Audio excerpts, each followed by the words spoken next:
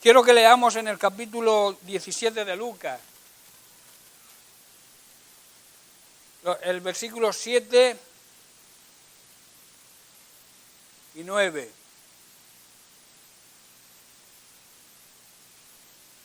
Lucas capítulo 17 a partir del 7. Mateo, Marcos, Lucas, tercer libro.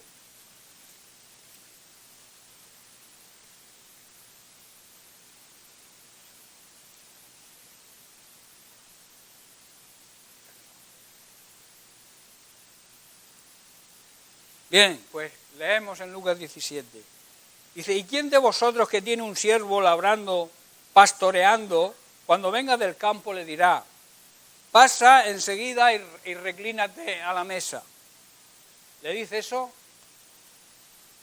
¿No le dirá más bien, prepara algo para que yo cene primero, cíñete, sírveme hasta que coma yo y beba, y después de esto comerás y beberás tú?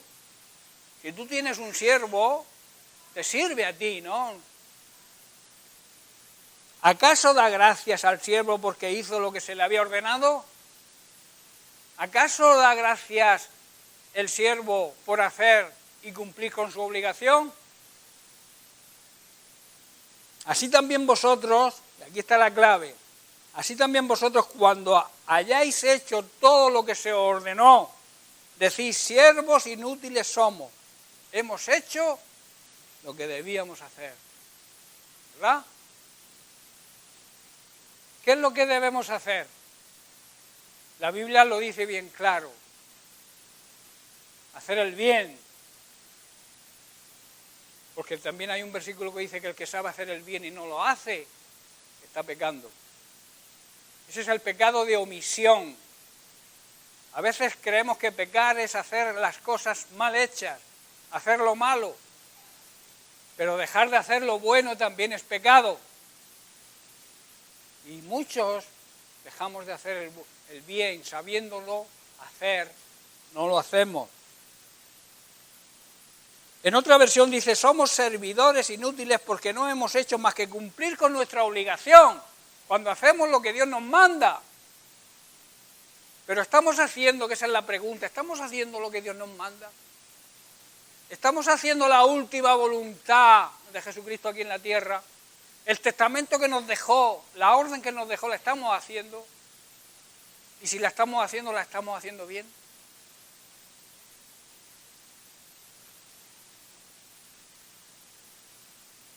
Hay otro versículo que parece que contradice a este versículo, pero nada más allá de la realidad, sino que lo complementa.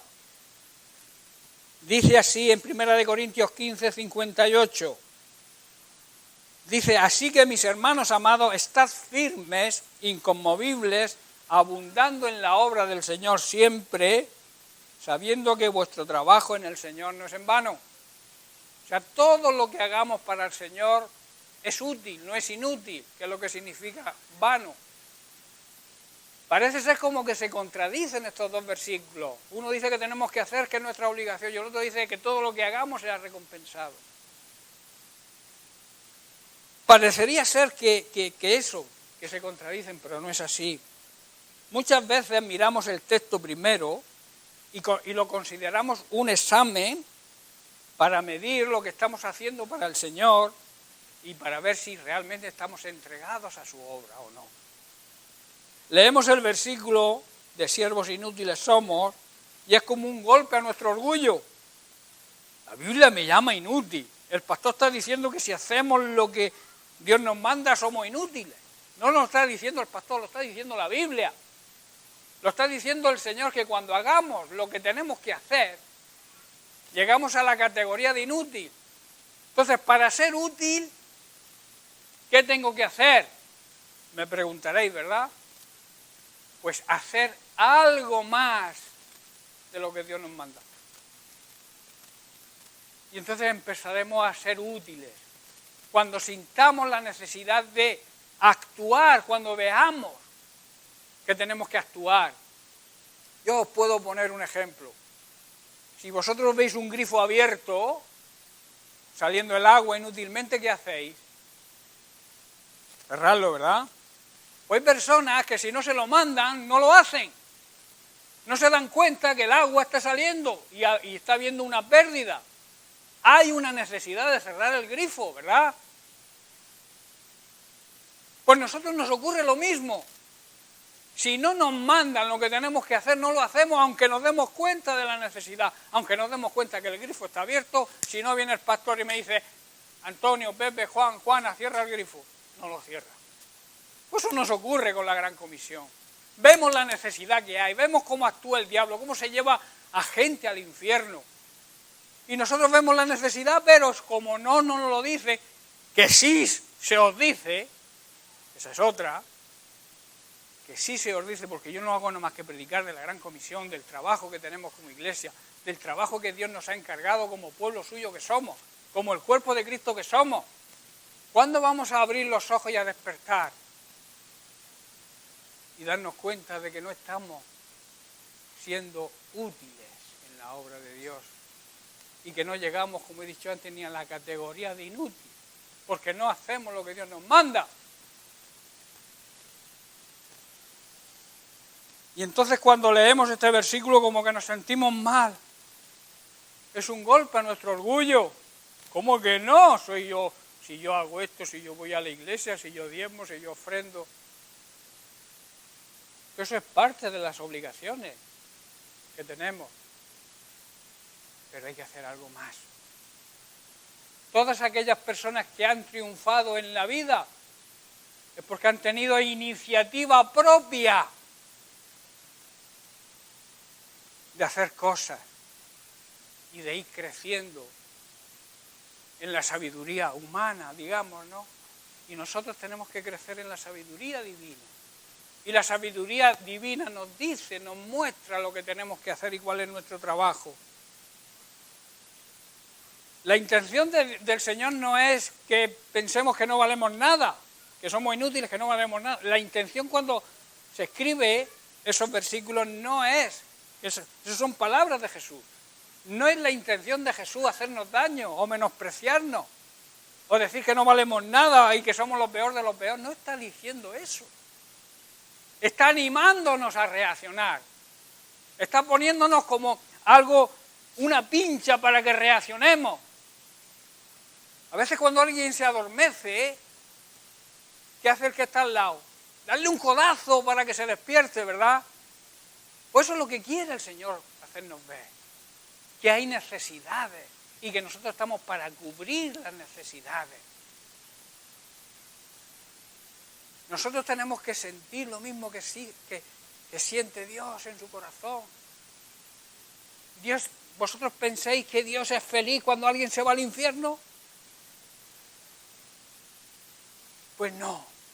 A Dios le duele cuando alguien de su creación se pierde.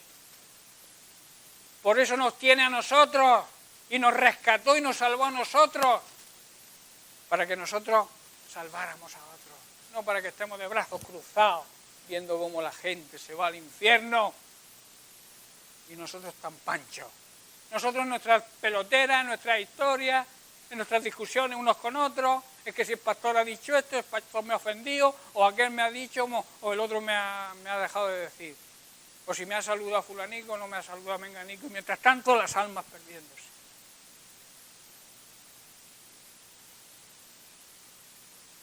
Dios valora lo que somos, pero a veces tiene que darnos un codazo, y si con el codazo nos despertamos, tiene que meternos un clavo o algo para espabilarnos, para ver si nos damos cuenta de que no estamos cumpliendo con nuestro trabajo. El Señor quiere que nos sintamos satisfechos cuando logramos metas, claro que quiere, pero también quiere que cumplamos su propósito. Él quiere que tú seas, que seas un buen médico, un buen filósofo, un buen maestro, y se alegra cuando tú consigues esas metas. Pero Él también quiere cumplir el propósito que tiene para ti, aparte de los beneficios que te lleva el servir, porque Dios no es deudor de nadie. Dios paga. Y ya pagó en la cruz del Calvario por nuestra salvación. Y eso nos compromete, nos obliga. Ese amor demostrado en la cruz del Calvario nos obliga a hacer algo más de lo que se nos manda hacer. Empezar a ser útiles en la obra. Estamos haciendo, vuelvo a hacer la pregunta, ¿estamos haciendo todo lo que Dios nos ha mandado hacer? ¿Estamos haciéndolo? Decidme.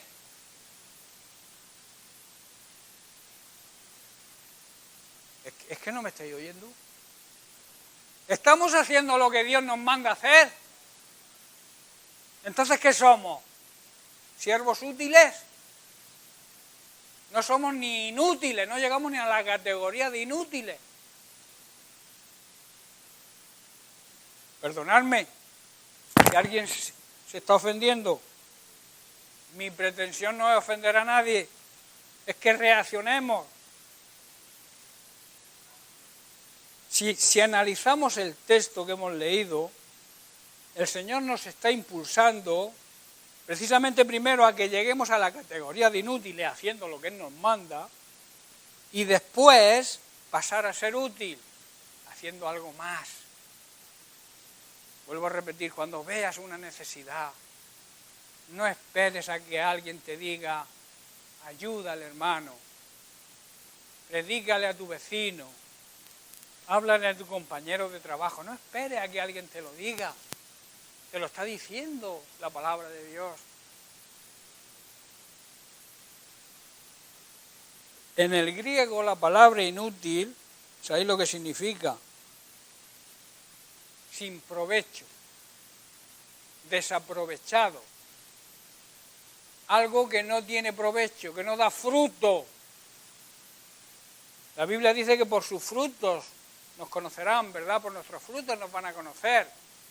O aquel que es inútil es aquel que no da fruto. Entonces, ¿cómo nos van a conocer? ¿Cómo van a conocer a Cristo si no damos el fruto que tenemos que dar?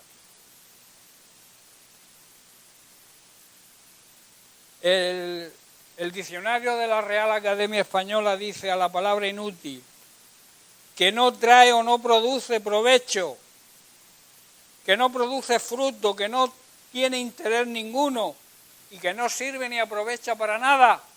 ¿Queremos ser eso?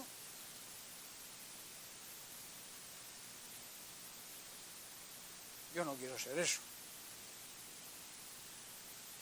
Segunda de Juan, capítulo 1, verso 8. Mirad, prestar atención por vosotros mismos, para que no echéis a perder las cosas que hemos forjado, sino que recibáis el galardón completo. Si habla de galardón completo, también quiere decir que hay un galardón que es incompleto, que depende de nosotros que recibamos el galardón completo. El galardón completo se recibe cuando empezamos a ser útiles, cuando empezamos a hacer más de lo que se nos ha mandado hacer. En otra versión, en vez de galardón completo, dice recompensa completa, paga completa. En el libro del Apocalipsis, capítulo 22, verso 12, dice, he aquí que vengo pronto y mi galardón conmigo para recompensar a cada uno según la obra que haya hecho, según la determinación que haya tenido para hacer la obra de Dios, sin que se le mande ni se le obligue. En otra versión, Dios habla hoy, dice, hoy traigo el premio para aquellos que han hecho conforme a su obra. Van a recibir ese premio, ese galardón conforme a lo que hayan hecho. Es decir, que la satisfacción, el regalo, la recompensa se va a lograr cuando hagamos algo más de lo que se nos ha mandado.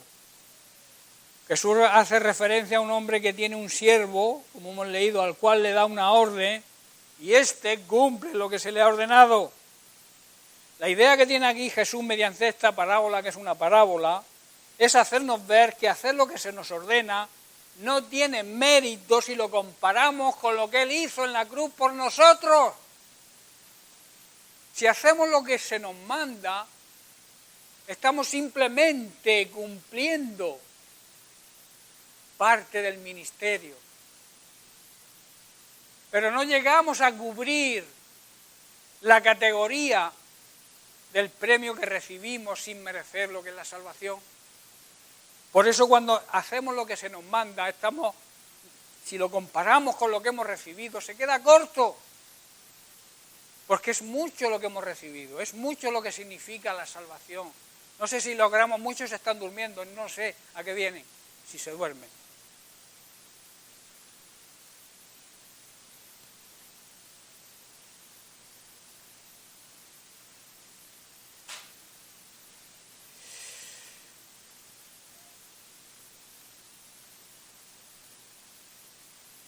Mirad, dice segunda de Juan 1:8, mirad por vosotros mismos, para que no perdáis el fruto de vuestro trabajo, sino que recibáis el galardón completo. Todas las personas que logran el mayor reconocimiento en este mundo es porque han hecho algo más de lo que se les ha mandado hacer. Esto habla de iniciativa. Iniciativa es hacer las cosas por iniciativa propia, valga la redundancia, porque queremos hacerla, porque vemos la necesidad y como amamos a nuestros hermanos, que es otra ley espiritual, que si no amamos, no hacemos, porque el que no ama es como el que no siente. Si tú no amas a tu hermano, no lo vas a ayudar, aunque lo veas medio muerto. La ley del amor tiene que imperar dentro de la familia de Cristo.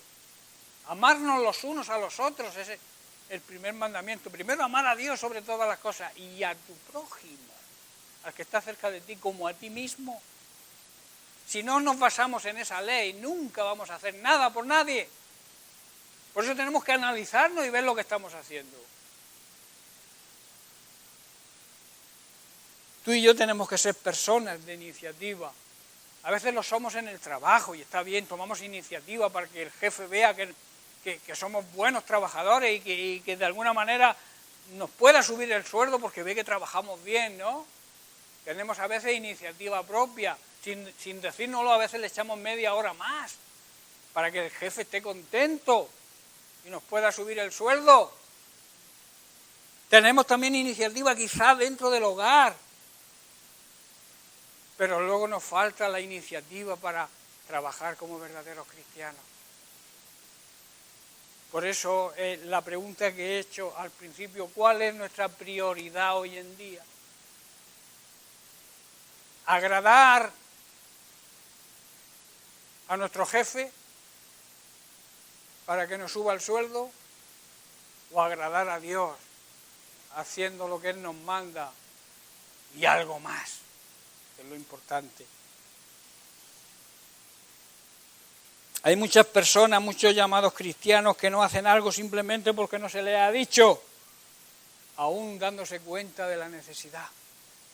Las iglesias están llenas de creyentes así.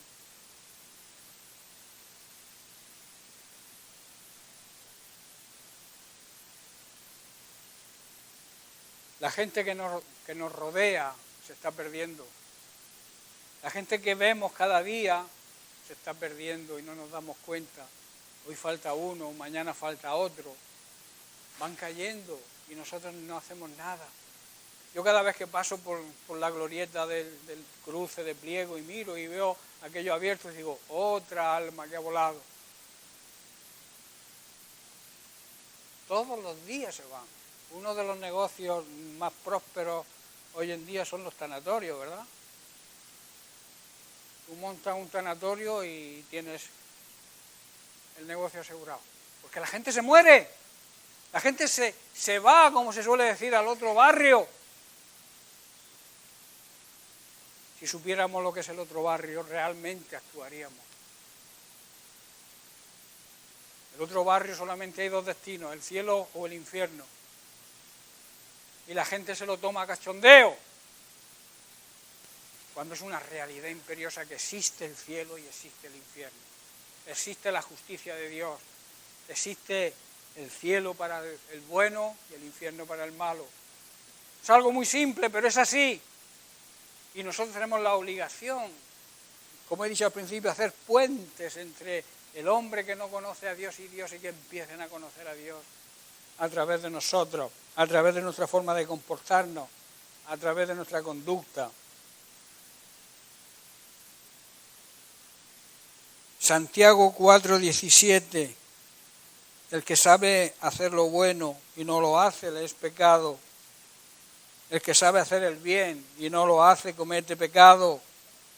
Pecado de omisión, no hacer lo que debemos. Así que no solo pecamos cuando hacemos el mal, sino también cuando no hacemos el bien. Eso que quede bien claro en nuestra mente. Que no solamente estamos pecando cuando hacemos daño, hacemos mal, sino también cuando no hacemos el bien. Esto también habla, hermanos, de visión. Todo aquel que logra pasar de inútil a útil es porque ha logrado tener una visión. Para hacer una misión con M, se necesita primero tener una visión con V. ¿Qué es una visión? En este sentido, es la capacidad de ver, de percibir, de entender, de comprender, de observar, de comprobar, de examinar con cuidado y con atención, de reconocer y darse cuenta de las situaciones y actuar. Eso significa tener visión. En el libro de los Salmos hay varios salmos que entre versículos y versículos pone la palabra Selah. ¿Sabéis lo que significa Selah? Selah significa pararse, ver la situación y actuar en consecuencia según la situación que veamos. Eso significa Selah. Y eso es la capacidad de la visión. Eso es lo que nos lleva a una buena visión, a darnos cuenta de la situación, a mirar, ver los problemas, ver las situaciones de los hermanos, ver los problemas de la gente que se va al infierno, de estos políticos que tenemos corruptos, de estos políticos ateos, de estos maestros que nos dan clase a nuestros hijos y nos creen en Dios.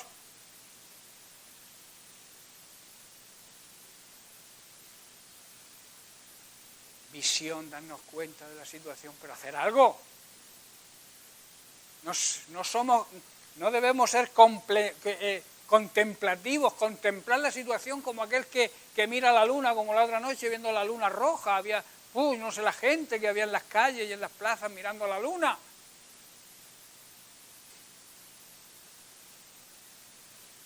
Tenemos que mirar la situación que nos rodea, darnos cuenta de las necesidades y actuar en consecuencia. Eso habla de visión. Dice Mateo 9:36, por poner un versículo, porque hay muchos que hablan de lo mismo. Dice, viendo las multitudes, Jesús tuvo compasión. Viendo es tener la visión. Se paraba y se daba cuenta de la situación, les predicaba, les enseñaba, pero también se daba cuenta de que tenían otras necesidades. A veces predicamos y hablamos y enseñamos, pero no damos cuenta de que aparte de eso hay otras necesidades. Y Jesús, cuando se daba cuenta de que los seguían y que estaban días sin comer, entonces tenía misericordia. Y no solamente les enseñaba y les predicaba, sino que los alimentaba y los sanaba. No tenemos que conformarnos con lo que hacemos, las rutinas que cogemos, la religiosidad que cogemos, sino ampliar la visión. Quitarnos la ceguera, que a veces llevamos como una visera que nos impide ver más allá. Vemos nuestro ombligo, lo que nos rodea, y no nos damos cuenta de la necesidad que hay más allá.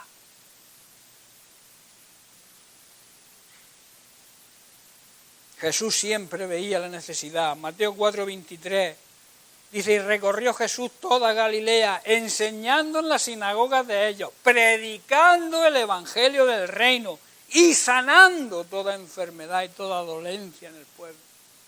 Ese es el trabajo de la Iglesia hoy en día, el mismo. Nosotros somos la representación de Cristo aquí en la tierra, somos su cuerpo, Él es la cabeza, pero nosotros somos su cuerpo. El mundo va a conocer a Cristo si nos conoce a nosotros, porque nosotros somos la representación de Cristo aquí en la tierra. ¿Os dais cuenta de lo que estoy predicando? Pedro en casa de Cornelio dice, como Dios ungió con el Espíritu Santo y con poder a Jesús de Nazaret, y como éste anduvo haciendo bien, ¿qué hacía Jesús? el bien, el que sabe hacer el bien y no lo hace Jesús, en ese sentido no era pecador, ¿verdad? Porque toda la necesidad que él veía la cubría, siempre hacía el bien.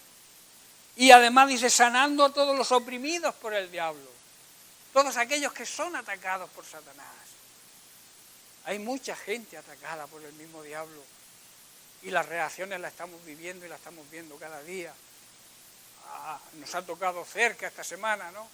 Pero eso está ocurriendo en todas partes. A nosotros nos ha ocurrido hoy como que al ser cercano y conocerlo, pues parece ser que nos impacta más, pero eso está ocurriendo en todo el universo. Esos son oprimidos por Satanás. ¿Y Jesús qué hacía? Sanaba a todos los oprimidos, liberaba a todos aquellos que estaban en las manos de Satanás. Ese trabajo nos corresponde a nosotros hoy en día. Imitar a Jesús es seguir sus pisadas y andar en la dirección a nuestra meta. Nuestra meta es la vida eterna, hermanos. Nuestra meta no es tener una casa en la playa, no es tener un gran coche, no es tener un chalet con piscina. Y además en invierno que el agua me la dé caliente para que me pueda bañar también. Todo eso pasa y se queda aquí. Hermanos, no nos damos cuenta de eso. Eso se queda aquí. La meta es la vida eterna, que nuestra vida aquí es muy pasajera. Pasa muy rápido, no te das ni cuenta. Y luego tendremos que dar cuentas a aquel que nos va a pedir cuentas de lo que hagamos y de lo que hayamos hecho. El que dice que permanece en él debe andar como él anduvo. Primera de Juan 2:6. La visión que estoy explicando nos va a llevar a hacer algo más de lo que hacemos. Esta visión nos llevará a nuestro destino. Pero tenemos que cambiar, despejar nuestro frontal para poder tener visión de más allá, de llegar a más. Levantar la cabeza y ver la situación. Los campos están preparados para la siega, ¿verdad? Pero para ver los campos preparados para la siega, ¿qué hay que hacer? Levantar la mirada y mirar hacia esos campos, ¿no? Si vamos con la cabeza agacha, no vemos.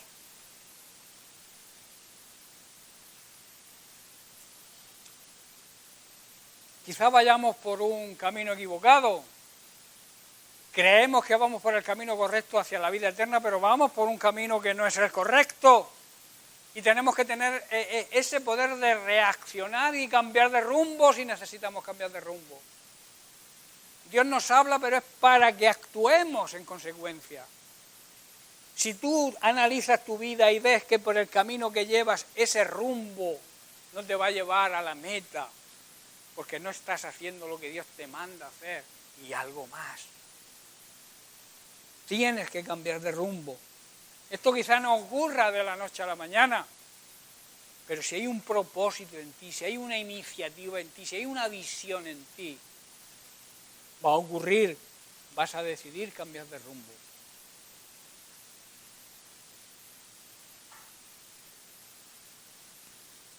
Juan capítulo 6, versos 8 y 9.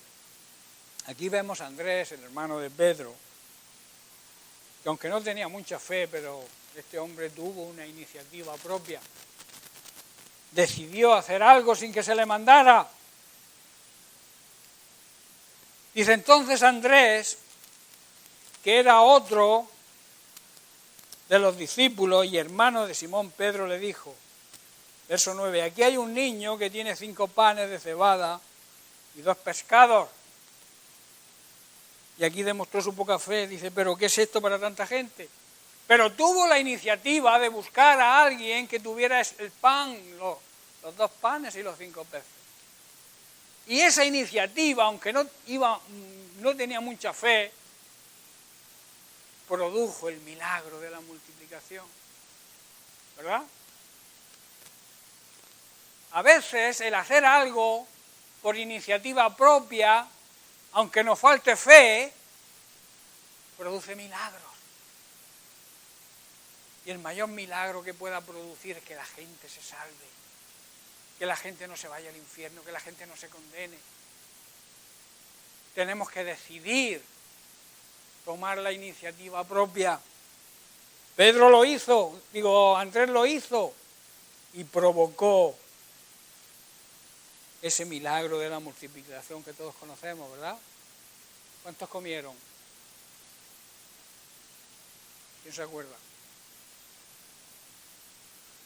4.000 en una y 5.000 en otra, sin contar las mujeres y los niños. Allá unos 14 o 15.000 personas con 2 panecillos y 5 peces. Porque Andrés, hermano de Simón, tuvo la iniciativa de buscar a un niño que tenía esos 2 panes, esos 5 panes y los 2 pescados. Le he cambiado la cantidad, son 5 panes y 2 pescados.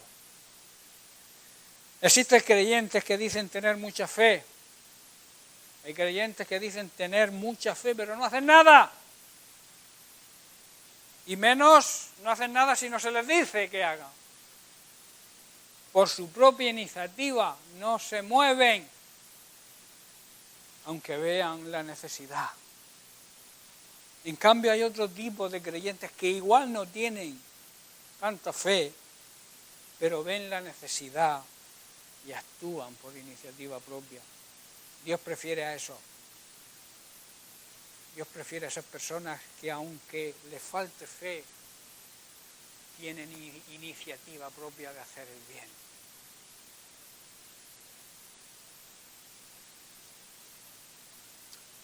Por último, la disposición, la iniciativa y la visión sobre la necesidad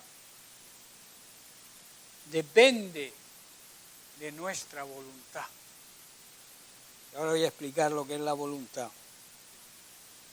La voluntad es la facultad de decidir y poner orden a nuestra conducta o a nuestra forma de comportarse. Eso significa voluntad propia. Decidir y poner en orden nuestra forma de comportarnos. También significa libre albedrío o libre determinación. O sea, que somos libres para usarla o no usarla. También significa intención, ánimo o resolución de hacer algo. En otras palabras, ganas de hacer algo. Eso es la voluntad. Entonces, la voluntad nos va a llevar a actuar por encima de lo ordenado, si en nosotros está el deseo de ser útiles. La voluntad se da en el plano donde se ve la necesidad, y hay mucha necesidad, sobre todo en el mundo, en la gente que se está perdiendo, aparte de las necesidades económicas que pueda haber en los hermanos, en las personas que conocemos. La necesidad más grande que hay en esta humanidad es la necesidad de Dios. Y nosotros tenemos la llave, pero depende de nuestra voluntad que nos demos cuenta de esa necesidad. La voluntad propia no necesita que alguien te dé una orden. Actúa por iniciativa propia. ¿Y la Biblia qué dice en cuanto a nuestra voluntad? ¿Qué dijo Jesús en Getsemaní?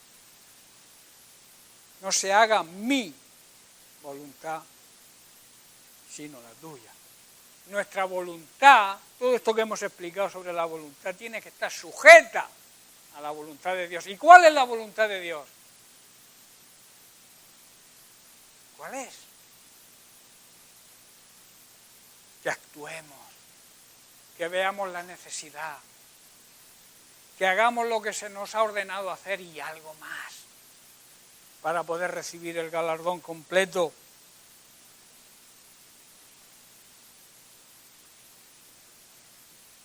Estoy terminando. Mateo capítulo 7, verso 20 en adelante. Jesús en el Sermón del Monte. Dice, así que por sus frutos los reconoceréis. No todo el que me dice el verso 21, Señor, Señor, entrará en el reino de los cielos, sino el que hace la voluntad de mi Padre. En otras palabras, el que somete su propia voluntad a la voluntad de Dios. ese es el que entrará en el reino de los cielos, no el que me dice Señor, Señor, sino el que me obedece. Muchos me dirán en aquel día, Señor, Señor, ¿no profetizamos en tu nombre? Y en tu nombre echamos fuera demonios, y en tu nombre hicimos muchos milagros. Entonces les responderé, nunca os conocí, nunca tuve relación con vosotros, nunca tuve intimidad con vosotros. Apartaos de mí que sois unos malhechores, lo que la Biblia original dice, hacedores de maldad, malhechores.